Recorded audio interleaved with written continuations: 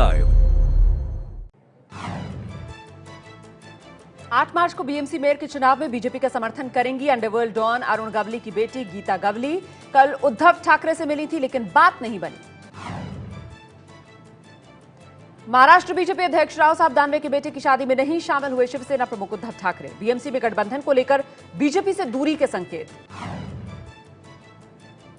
BMC में कांग्रेस भी उतारेगी अपना उम्मीदवार। मुंबई कांग्रेस अध्यक्ष संजय निरुपम ने एसपी और एनसीपी से अपने उम्मीदवार के लिए समर्थन मांगा।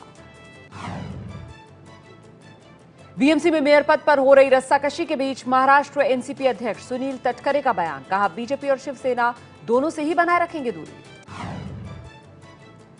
लॉटरी के जरिए बीएमसी चुनाव में मिली हार को शिवसेना उम्मीदवार सुरेंद्र बागलकर ने कोर्ट में चुनौती दी। वार्ड नंबर 220 पर लॉटरी से जीते थे बीजेपी के अतुल शाह।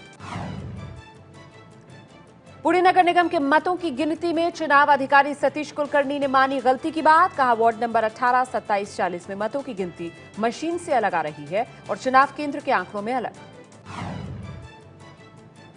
नागपुर महानगर पालिका चुनाव में ईवीएम में धांधली के आरोपों पर बीजेपी ने कांग्रेस नेताओं को नोटिस भेजकर माफी की मांग की। कांग्रेस ने ईवीएम से छेड़छाड़ का आरोप लगाया था। महानगर पालिका चुनाव में ईवीएम मशीनों में गड़बड़ी को लेकर शक की आशंका गहराई। पुणे के चुनाव अधिकारी ने माना, ईवीएम के आंकड़े और चुनाव केंद्र के पर्यवेक्षक के आंकड़ों में अंतर था। महाराष्ट्र के राज्य मंत्री चंद्रकांत बावनकुले और प्रधान सचिव प्रवीण परदेसी के खिलाफ सामाजिक कार्यकर्ता प्रवीण वाडगांवकर ने एसीबी में शिकायत दर्ज कराई। राज्य में बिकने वाली शराब की बोतलों पर होलोग्राम के कॉन्ट्रैक्ट रद्द करने पर सवाल उठाया। नागपुर में आरएसएस नेता विराग पचपोरे ने कहा कि केरल में आरएसएस कार्यकर्ताओं पर हो रहे हमलों को रोकने के लिए केंद्र हस्तक्षेप करे। कल केरल में हुए हमले में 4 आरएसएस कार्यकर्ता घायल हुए थे।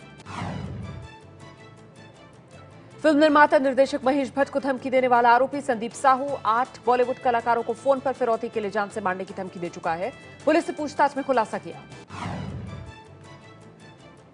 फिल्म अभिनेत्री आलिया भट्ट को जान से मारने की धमकी देने वाला आरोपी संदीप साहू लखनऊ में पकड़ा गया। पिता महेश भट्ट से फोन पर मांगी थी 50 लाख की फिरौती।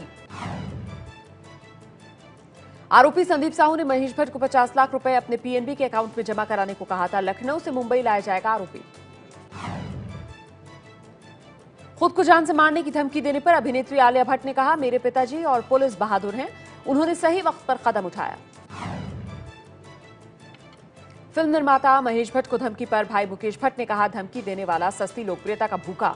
मुकेश भट्ट ने पुलिस के एक्शन की तारीफ की।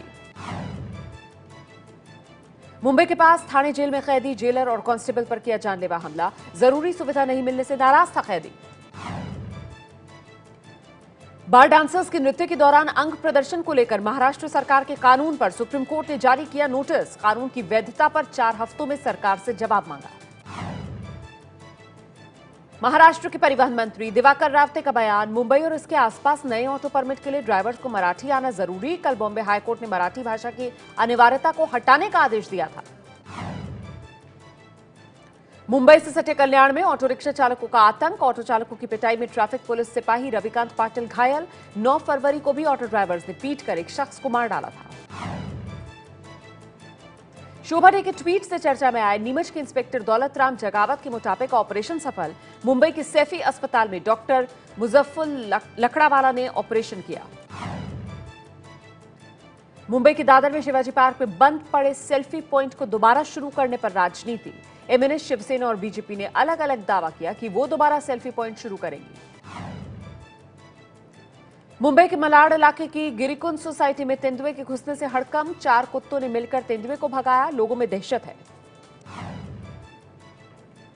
मुंबई के ईस्टर्न एक्सप्रेस हाईवे पर भांडुप के पास बड़ा हादसा टला। शिरडी जाने वाली 2 बसों में भिड़ंत, लेकिन हादसे में कोई हताहत नहीं। सतारा जिले के मेडिकल कॉलेज के 95 छात्रों का भविष्य अधर में लटका। मान्यता नहीं मिलने के बावजूद कॉलेज ने दाखिला लिया। परेशान छात्रों ने मुंबई में मोर्चा निकाला।